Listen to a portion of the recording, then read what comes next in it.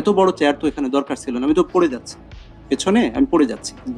এটা বাংলাদেশে টাকার যে অপচয়, আমি একটু আগে একটা বক্তব্য উপস্থাপন করে এলাম, সেটা হলো যে সরকারি সম্পদের অপচয় কিভাবে রোধ করা যায়, এটা অপচয়, এইটা অপচয়। হ্যাঁ, আমিরুল মোমিনিন যেটা করেছিলেন সেটাও তো সম্ভব ছিল, এই টাকাটা বাঁচিয়ে তো জনগণের ঘাড়ে দেওয়া যেত। তো এটা তুমি একটু নোট নাও ডিটেলজি, আমি ক্লিয়ার করে দিই। দুইটা ফির ক্ষেত্রে ট্যারিফ যেটা নেন সেটা হয়তো মাসিক একটা, জি স্যার। ওইটা হয়তো নিতে পারেন, কিন্তু আপনি এই জায়গাটা তো কমাতে পারেন, আমার মনে হয় অনেক টাকা জি স্যার। এই জায়গায় অবশ্যই পৌরসভা স্যার, এটা আমি আপনাকে বিমোদে আপনাকে রিকোয়েস্ট করবো যে আপনি এটা দেখবেন এবং একই সাথে ডিটেলজি তুমি এই জায়গাটায় কাজ করে মানুষকে একটু শান্তি দাও। এটা ওই সময় তারা করেছে, তারা অনেক বেশি খরচ করেছে আমার বিশ্বাস। এটা অত্যন্ত অ্যাম্বিশাস একটি চিন্তা চেতনার মধ্য দিয়ে তারা করেছিল। এই অ্যাম্বিশাস এই কারণেই হয়েছে আজকের এই চেয়ারের কারণে। ঠিক আছে, এত বড় চেয়ার বাংলাদেশে দরকার নেই, আমাকে না দিলেও হতো। ঠিক আছে, আশা করি বুঝতে পারছেন এই জায়গাটা কাজ করার অবশ্যই সুযোগ রয়েছে। আমরা যেন তেন প্রকারে মানুষকে বুঝতে দেওয়ার ক্ষমতা রাখি না, সাধারণ মানুষের যেটা চাওয়া